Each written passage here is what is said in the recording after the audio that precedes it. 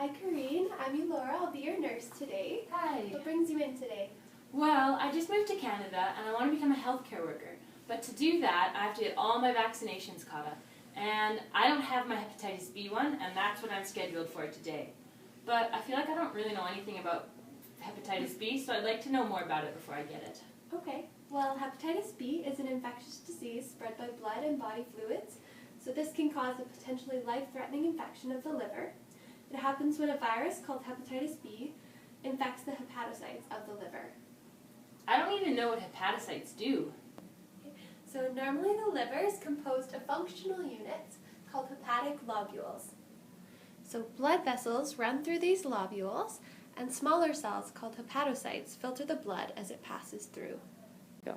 So it detoxifies the blood by breaking down harmful substances into harmless versions that can move safely throughout the body.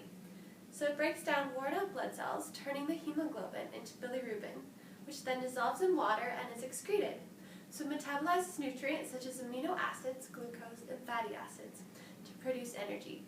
So it also stores this glucose for releases between meals, and it helps produce bile for digestion. Bile is a yellow-green alkaline solution containing bile salts, bile pigments, cholesterol, triglycerides, and electrolytes. The bile moves into the small intestine, and one of its functions is that bile salts help to keep triglycerides from reattaching to each other once they are broken down into fatty acids.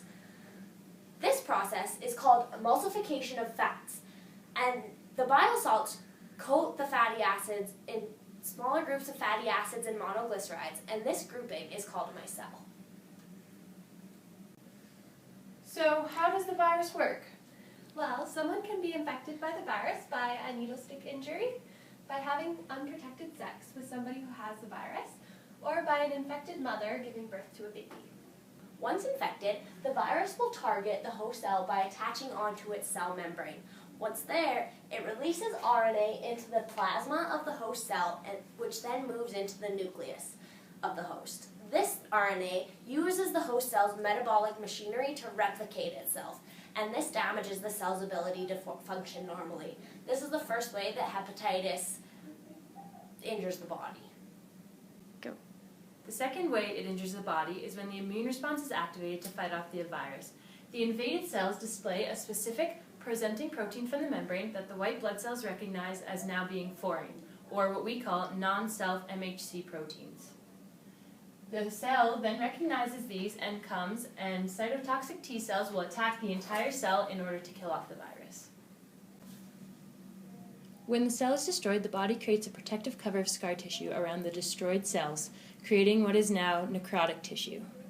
So the lack of functional hepatocytes disrupts homeostasis in the body in many ways. So one way is that the liver's ability to produce bile and digest our lipids, proteins, and carbohydrates is hindered. So this may lead to abdominal pain, nausea, and vomiting.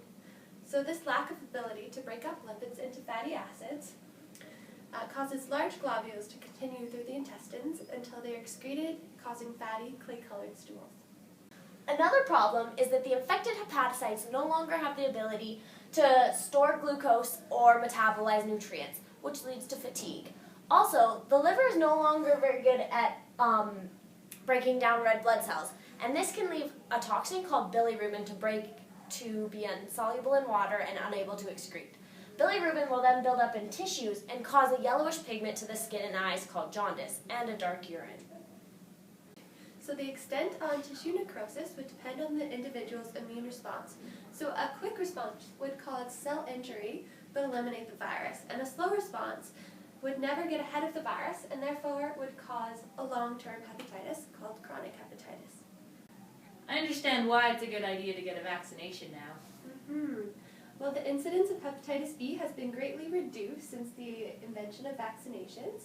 So the vaccine is actually recommended for everybody, and it provides antigens which promote a quick immune response and removal of the virus if you do get hepatitis B. Well, I guess it's injection time. Hepatitis is known as inflammation of the liver. This is because your hepatocytes are damaged by your own immune response trying to rid your body of the hepatitis B virus that is hidden within them. It can be both acute or chronic, and it can have an overall impact of your body's ability to function in a healthy manner. It is spread by blood and body fluids and was once a very prevalent world health problem prior to vaccination programs.